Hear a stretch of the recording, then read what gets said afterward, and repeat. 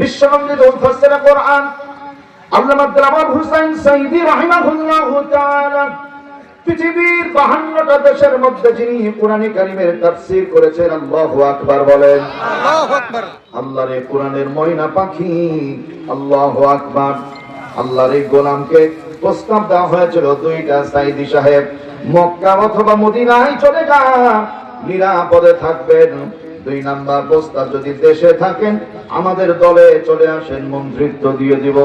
সাঈদী সাহেব ওই দিন বলেছিলেন, এই দেশের মাটি, এই দেশের মানুষ, আমি আকাশ বাতাস মায়া ছায়ায় বড় হয়েছি আল্লাহর রহমতে, সুতরাং আল্লাহ মোদের প্রভু, রাসূল মোদের নেতা, আল্লাহ ছাড়া দুনিয়ার কোন বাতিলের কাছে নোয়াই না গো মাথা। মাথা নত হবে কার কাছে? আল্লাহর কাছে। সাঈদী সাহেব ওই দিন মাথা নত করেন নাই, বাতিল আঘাত করে তার জীবন পর্যন্ত পৃথিবী থেকে বিদায় করে দিয়েছে। মুসলমান মায়ের সন্তানেরা বাংলার মানচিত্রে কোন রাম বাম নাস্তিক মুরতাদ বেঈমানের কাছে মাথা নত হবে না, মাথা